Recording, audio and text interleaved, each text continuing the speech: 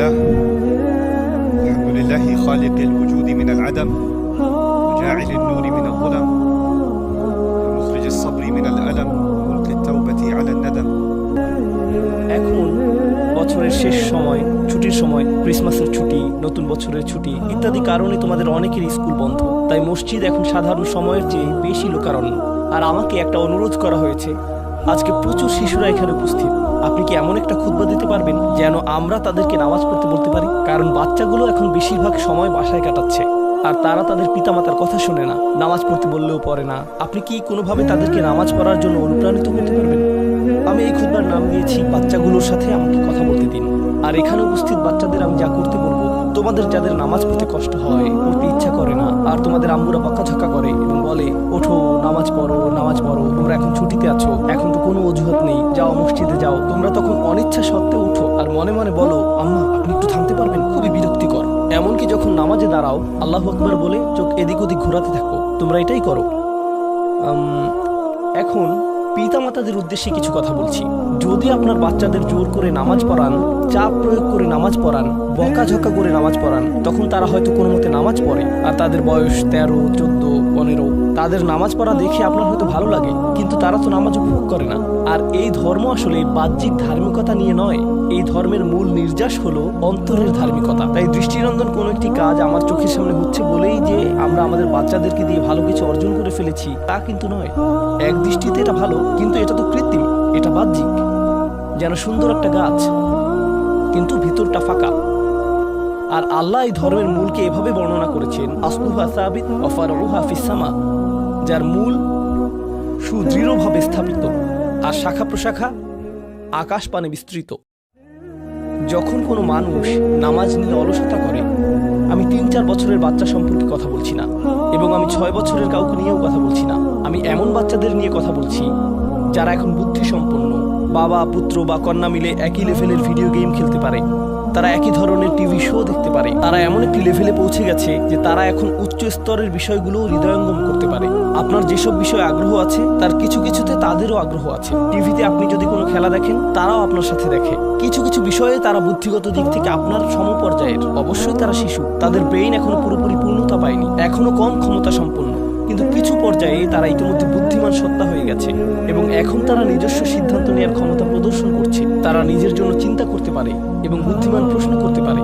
অতএব নবীন কিশোর কিশোরীরা, তোমরা যারা শ্রোতাদের মধ্যে বসে আছো, তোমাদের শিশু হিসেবে সম্বোধন করছি না, আমি তোমাদের কিশোর কিশোরী হিসেবে সম্বোধন করছি।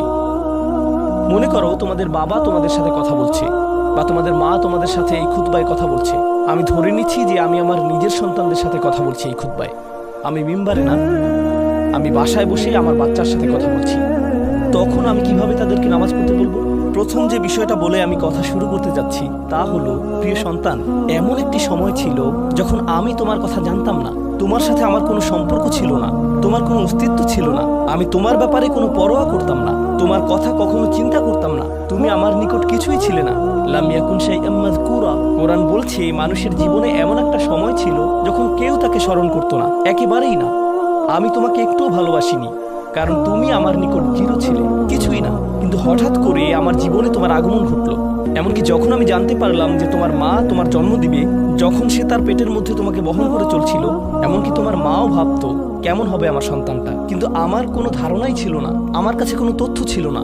আমার একটা অংশ এই ভয়ে থাকতো যে তুমি হয়তো আমার মতো হবে, কিন্তু আমার কোনো ধারণাই ছিল না কেমন মানুষ হবে তুমি। এমনকি তুমি যখন একটু একটু করে বড় হচ্ছিলে, তুমি যখন একদম ছোট বাচ্চা ছিলে, আমি আসলে জানতাম না তুমি কে। আমি শুধু জানতাম তোমাকে খাওয়াতে হবে, আর মাঝে মাঝে তোমার থেকে দুর্গন্ধ আসতো। এছাড়া তোমার সম্পর্কে আমি তেমন কিছুই জানতাম না। এখন তুমি যেহেতু বড় হয়ে উঠছো, এখন আমরা পরস্পর কথা বলতে পারি এবং যোগাযোগ করতে পারি। তুমি স্কুলে যাচ্ছ, আমরা একই বাড়িতে বাস করি।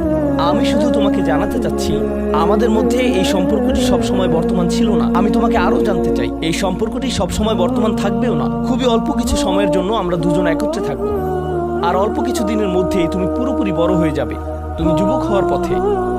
এটা খুব দূরের জিনিস না।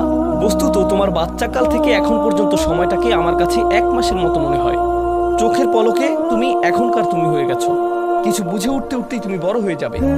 একদিন ইউনিভার্সিটিতে যাবে, চাকরি করবে, বিয়ে করবে, এর সব কিছুই ঘটবে ইনশাআল্লাহ। যদি আল্লাহ ইচ্ছে করেন। যখন ওই ব্যাপারগুলো ঘটবে তখন আমাদের সম্পর্কটা আর আজকের মতো থাকবে না। বাড়িতে এসে তুমি আমার কাছে ছুটে আসবে না, তুমি আমার সাথে সময় কাটাবে না। তোমার নিজের চাকরি থাকবে, পরিবার থাকবে, স্ত্রী থাকবে বা স্বামী থাকবে, তোমার তখন নিজের জীবন থাকবে। সুতরাং আমাদের হাতে একত্রে যে সময়টুকু আছে তা খুবই সীমিত। এমনকি এই সময়টুকুতেও তোমার স্কুল আছে, আমার চাকরি আছে, আমাকে বাজার করতে হয়। আমাদের হাতে হয়তো দৈনিক 20 মিনিট সময় থাকে সত্যিকারের কথা বলার। আমাদের একসাথে অতিশয় সংক্ষিপ্ত কিছু সময় থাকে। তুমি যখন বড় হয়ে যাবে তখন আমার সম্পর্কে তুমি শুধু আমাদের একত্রে কাটানো ওই গুটিকত মুহূর্তগুলোর কথাই স্মরণ রাখবে, কারণ আমাদের কাছে একত্রে কাটানোর মতো 24 ঘন্টা নেই, আমাদের নেই। তো মোট কথা, প্রথম যে জিনিসটি আমি তোমাকে জানাতে চাই তা হলো, আমি তোমাকে কোনো মতে চিনি। আমি জানি আমরা একত্রে বাস করি, কিন্তু আমি সত্যিই তোমার সম্পর্কে খুবই অল্প জানি। কেন জানো? কারণ কোনো মানুষ অন্য কোনো মানুষকে সত্যি